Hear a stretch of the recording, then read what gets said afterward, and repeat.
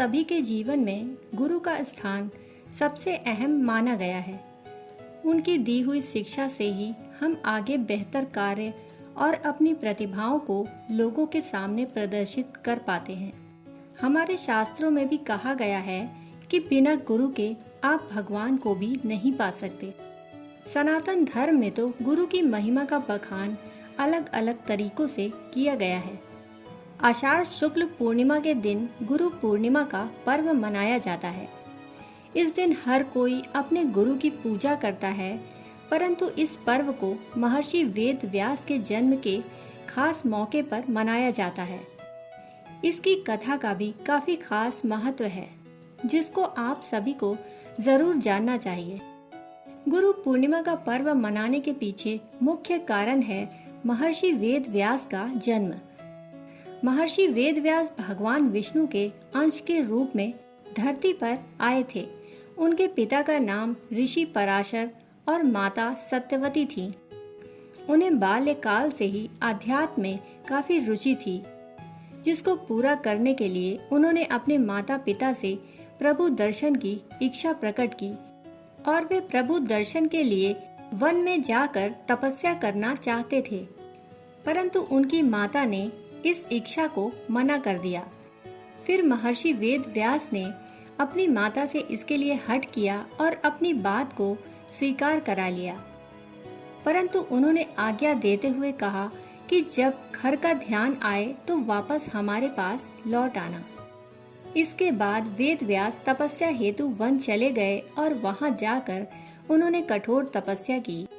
इस तपस्या के पुण्य के तौर पर उन्हें संस्कृत भाषा में प्रवीणता हासिल हुई, जिसके बाद उन्होंने चारों वेदों का विस्तार किया। महाभारत, 18 महापुराणों और ब्रह्मशास्त्र की रचना की। ऐसा कहा जाता है कि किसी न किसी रूप में हमारे बीच महर्षि वेद व्यास आज भी उपस्थित हैं। इसीलिए हिंदू धर्म में वेद व्यास भगवान के रूप में पूजे जाते हैं। आज भी वेदों का ज्ञान लेने से पहले महर्षि वेद व्यास का नाम सबसे पहले लिया जाता है। इसी प्रकार गुरु की महिमा का बखान करती हुई एक और पौराणिक कहानी है।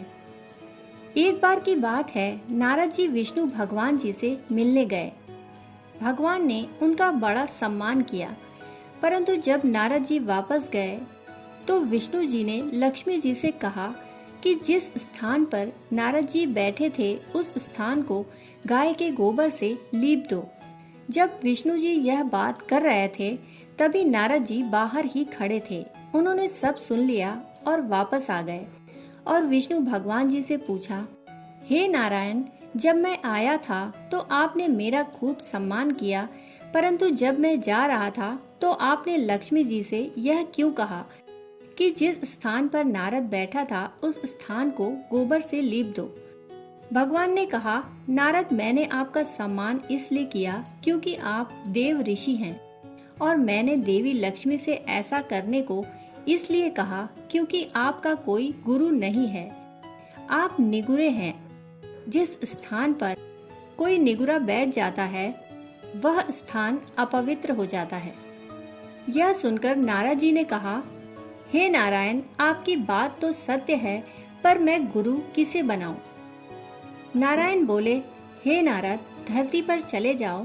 जो व्यक्ति तुम्हें सबसे पहले मिले उसे अपना गुरु मान लो। नारद जी ने प्रणाम किया और चले गए। जब नारद जी धरती पर आए तो उन्हें सबसे पहले एक मछली पकड़ने वाला एक मछुआरा मिला। नारद जी वापस नारायण के पास चले गए और कहा, महाराज, वो मछुआरा तो कुछ भी नहीं जानता, मैं उसे गुरु कैसे मान सकता हूँ? यह सुनकर भगवान ने नारद जी से कहा, अपना प्रण पूरा करो। नारद जी वापस आए और उस मछुआरे से कहा, आप मेरे गुरु बन जाओ। पहले तो मछुआरा नहीं माना, बाद में बहुत मनाने से मान गया। मछुआरे को राजी करने के बाद नारद जी लौटकर भगवान के पास गए और कहा, हे नारायण, मेरे गुरु जी को तो कुछ भी नहीं आता, वे मुझे क्या सिखाएंगे? यह सुनकर विष्णु जी को क्रोध आ गया और उन्होंने कहा, हे नारद, गुरु निंदा करते हो, जाओ मैं आपको श्राप देता हूँ। कि आपको 84 लाख योनियों में घूमना पड़ेगा। यह सुनकर नारद जी ने दोनों हाथ जोड़कर कहा, हे नारायण, इस श्राप से बचने का कोई उपाय भी बता दीजिए। भगवान नारायण ने कहा, इसका उपाय जाकर अपने गुरुदेव से पूछो। नारद जी ने सारी बात जाकर अपने गुरु को बताई।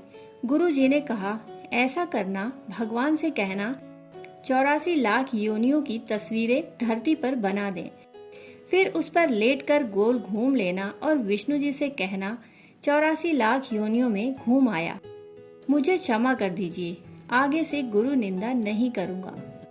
नारद जी ने विष्णु जी के पास जाकर ऐसा ही कहा और अपने गुरु के कहे अनुसार किया और नारायण जी से क्षमा मांगी कि आगे से कभी गुरु निंदा नहीं करूंगा। यह सुनकर विष्णु जी ने कहा, तुम जिस गुरु की निंदा कर रहे थे उसी ने तुम्हें श्राप से बचा लिया। नारद जी, गुरु की महिमा अपरंपार है। गुरु गूंगे, गुरु बावरे, गुरु के रहिए दास, गुरु जो भेजे नरक को, स्वर्ग की रखिए आस। कहा गया है, गुरु चाहे गूंगा हो चाहे बावरा, गुरु के हमेशा दास रहना चाहिए। गुरु यदि नरक को भेजे तब भी शिष्य को यह इच्छा रखनी चाहिए कि मुझे स्वर्ग प्राप्त होगा, अर्थात इसमें मेरा कल्याण ही होगा। यदि शिष्य को गुरु पर पूर्ण विश्वास हो तो उसका बुरा स्वयं गुरु भी नहीं कर सकते। कहानी सुनने के लिए आपका बहुत बहुत आभार। फिर मिलते हैं ऐसी ही कहानियों के साथ, तब तक के लिए धन्यवाद। आप सभी को गुरु पूर्णिमा की अनेक अनेक शुभकामनाएं।